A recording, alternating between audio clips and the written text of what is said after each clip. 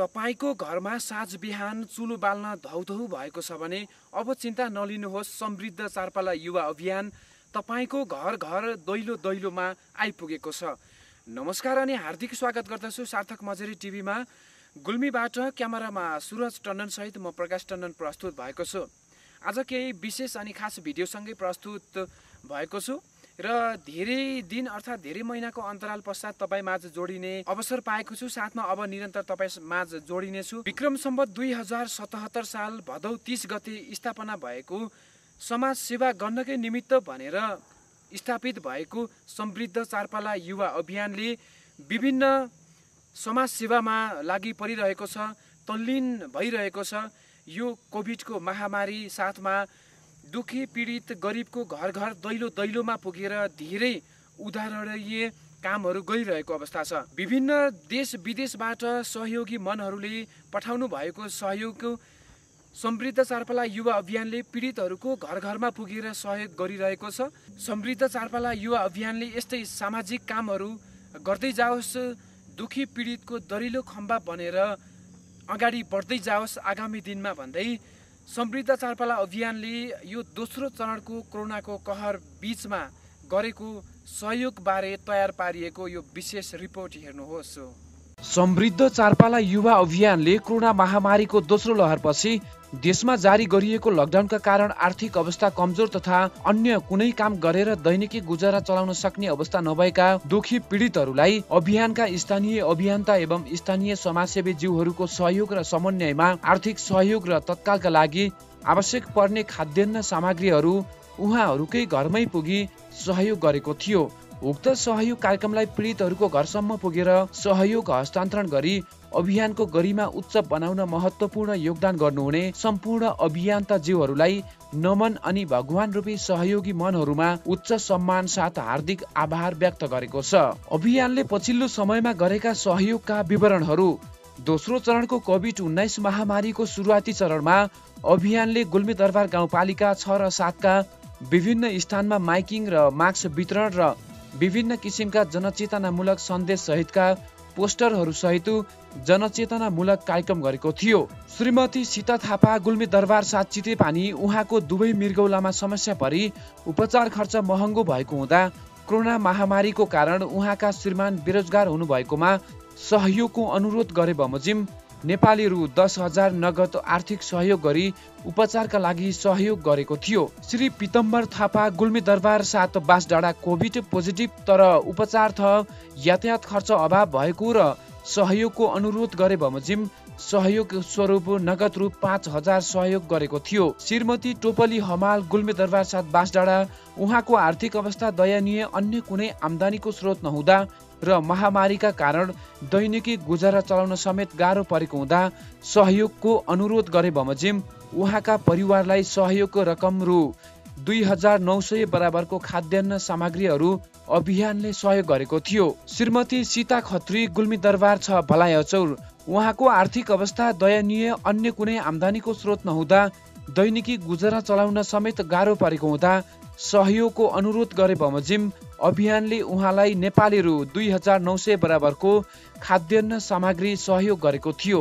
श्रीमती मणिकला कुँवर गुल्मी दरबार 6 भलायचौर उहाँको आर्थिक अवस्था दयनीय, अन्य कुनै आम्दानीको स्रोत नहुँदा दैनिकी गुजारा चलाउन समेत गाह्रो परेको हुँदा सहयोगको अनुरोध गरे बमोजिम उहाँको परिवारलाई सहयोगको स्वरूप 2,900 बराबरको खाद्यान्न सामग्री सहयोग गरेको थियो। श्रीमती कमला कार्की गुल्मी दरबार 7 मालडाँडा उहाँको आर्थिक अवस्था कमजोर र दैनिकी गुजारा चलाउन समेत गाह्रो परेको हुँदा अभियानले उहाँको परिवारलाई सहयोगको स्वरूप रु 2,900 बराबरको खाद्यान्न सामग्री सहयोग गरेको थियो। श्रीमती मन्जु खत्री गुल्मी दरबार 6 भलायचौर उहाँको आर्थिक अवस्था दयनीय र दैनिकी गुजारा चलाउन समेत गाह्रो परेको हुँदा अभियानले उहाँको परिवारलाई सहयोगको स्वरूप नेपाली रु 2,900 बराबरको खाद्यान्न सामग्रीहरू सहयोग गरेको थियो। श्रीमती पुतला टन्डन गुल्मी दरबार 6 भलायचौर उहाँको आर्थिक अवस्था दयनीय र दैनिकी गुजारा चलाउन समेत गाह्रो परेको हुँदा उहाँको परिवारलाई सहयोगको स्वरूप 2,900 बराबरको खाद्यान्न सामग्री सहयोग गरेको थियो। श्री राजु खत्री गुल्मी दरबार 7 बासडाँडा निवासी जसलाई लामो समयसम्म कोरोना महामारीको कारण बेरोजगार हुँदा बालबच्चा लगायत परिवारलाई समस्या परेको हुँदा नेपाली रु 2900 बराबरको खाद्यान्न सामग्री सहयोग गरेको थियो। श्री ओम बहादुर खत्री गुल्मी दरबार 7 उखाप निवासी विभिन्न रोगबाट पीडित भई उपचार खर्च समेत अभाव भएकोमा नेपाली रु 3000 नगद आर्थिक सहयोग तथा नेपाली रु 2900 बराबरको खाद्यान्न सामग्री सहयोग गरेको थियो।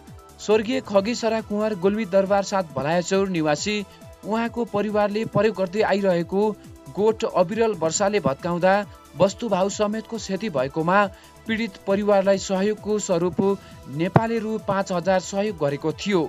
श्रीमती शान्ति कार्की गुल्मी दरबार 7 काफलचौर निवासी उहाँकी 6 वर्षकी छोरी एउटा खुट्टा फ्र्याक्चर भएकोमा तर उहाँको आर्थिक अवस्था निकै दयनीय भएको र उपचारको लागि पाल्पासम्म जानुपर्ने भएकोमा बच्चाको भविष्य समेतलाई मध्यनजर गर्दै नेपाली रु 13000 सहयोग गरेको थियो अभियानले। श्री भीमबहादुर सुनवार गुल्मी दरबार 7 काफलचौर निवासी वृद्ध अवस्थाका कारण काम गरेर दैनिकी गुजारा चलाउन सक्ने अवस्था नभएको र आम्दानीको कुनै अन्य स्रोत पनि नभएको अवस्था निकै दयनीय भएको हुँदा सहयोगको स्वरूप अभियानले 2000 साथै 2900 बराबरको खाद्यान्न सामग्री सहयोग गरेको थियो। श्री डम्बर बहादुर टण्डन गुल्मी दरबार 7 भलायाचौर जो आफैमा अपाङ्गा अन्य कुनै आम्दानीको स्रोत नभएको अवस्था दयनीय देखिएको र सहयोगको लागि माग भएको बमोजिम नेपाली रु 2900 बराबरको खाद्यान्न सामग्री सहयोग गरेको थियो अभियानले। समृद्ध चारपाला युवा अभियानले विभिन्न दुखी पीडित र साँझ बिहान चुलो बाल्न धौधौ भएको परिवारलाई सहयोग गरिरहेको अभियानका संयोजक कमल कार्कीले बताउनु भएको छ। अभियान दुखी गरिबको दरिलो खम्बा बनेर समाज निर्माणमा तल्लीन होस्। सार्थक मझरी टेलिभिजनको तर्फबाट हार्दिक मङ्गलमय शुभकामना व्यक्त गर्दछौँ। यो थियो समृद्ध चारपाला युवा अभियानले कोरोनाको कहर बीच पनि दोस्रो चरणको कोरोनाको कहर साथमा देशमा जारी गरिएको लकडाउन अवधिभर गरेको सहयोग विशेष रिपोर्ट थियो र सहयोगी मनहरूले देश विदेशबाट अभियानलाई विश्वास गरेर पठाउनु भएको छ। हामीले यी कुराहरू मेरो विचारले भनिएका होइन, अभियानले गरेका कार्य देखेर साथमा अभियानको के कसरी चलेको छ भन्ने विषयमा हामीले अभियानका पदाधिकारी ज्यूहरूलाई सोधेका थियौँ र समन्वय गरेका थियौँ। त्यसै बिचमा तयार पारिएको रिपोर्ट हो र तपाईँलाई लाग्न सक्छ यो मेरो व्यक्तिगत धारणा हो, तर होइन, कदापि होइन। यदि तपाईँ पनि अभियानसँग जोडिन चाहनुहुन्छ भने सामाजिक सञ्जालमा समृद्ध चारपाला युवा अभियान छ, त्यहाँ पेज लाइक गरी जोडिन सक्नुहुन्छ। साथमा पदाधिकारी ज्यूहरूलाई तपाईँले सिधै सम्पर्क गर्न सक्नुहुनेछ भन्दै अभियानले गरेको उदाहरणीय कामप्रति सल्युट व्यक्त गर्दछौँ र आगामी दिनमा अझै समाजसेवामा तल्लीन रहोस् र आफूले कमाएको थोरै पैसा बचत गरेर दुखी पीडितको घरमा पुर्याउनको निमित्त र चुलो बाल्नको निमित्त सहयोग गर्नुहुने देश विदेशबाट खटिरहनुहुने सबैलाई सहयोगी मनहरूलाई धेरै धेरै धन्यवाद दिँदै र तपाईँको गाउँ समाजमा पनि केही घटेका घटना छन् भने हामीलाई सिधै सम्पर्क गर्न नबिर्सनुहोस् भन्दै म प्रकाश टण्डन गुल्मीबाट क्यामेरामा सुरज भाइसँगै ओजेल पर्ने आज्ञा चाहन्छु। बाँकी समय तपाईँको शुभ रहोस्।